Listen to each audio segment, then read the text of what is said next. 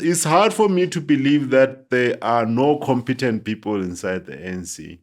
And I'll talk about why the ANC, I think, is inherently prone to corruption when we talk about the outcome of the elections.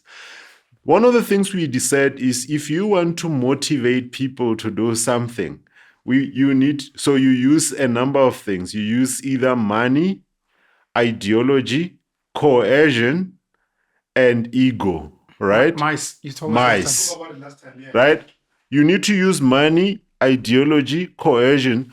One of the things that could be happening, and this is why I refer to John Perkins' book on the confession of, what does it call it? Economic hitman. Economic hitman, is when, for example, foreign interest groups, America is driven by primacy, like the interest of America. So stop judging them on moral grounds and all of that.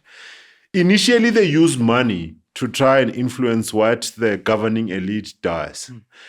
If you become difficult because you consider yourself a radical, Muammar Gaddafi. they move to other measures beyond money, which is usually coercion.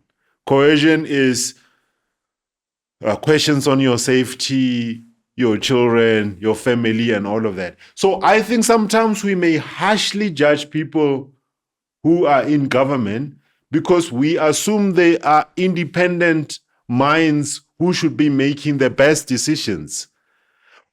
What we do not see is what other influence is placed on them.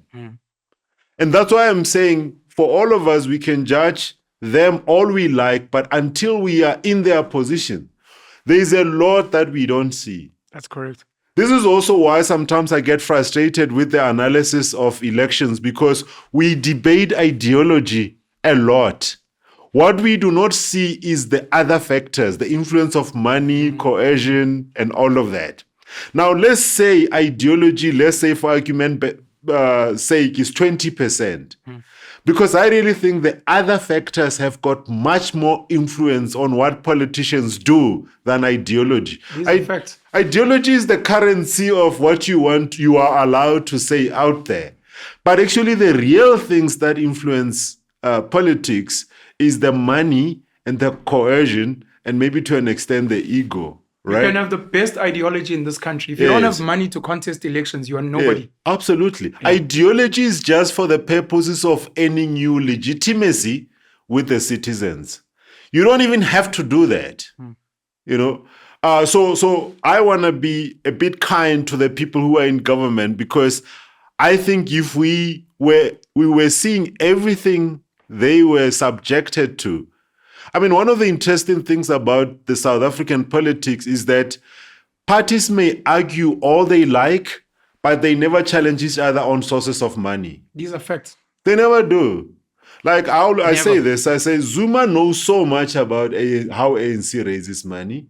Julius knows so much about, Floyd knows so much about how EFF raises money. How come they've never put out this dirty laundry on each other?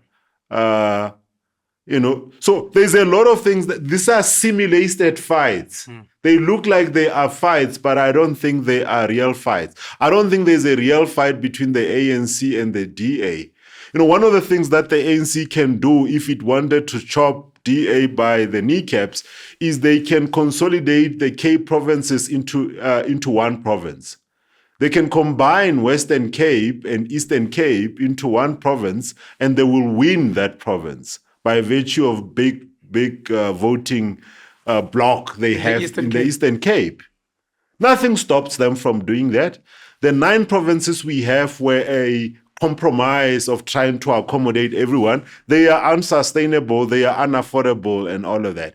So it's like you must look like you are fighting, but Smoke actually don't. It's a fugazi for the rest of us. Yeah, don't really fight.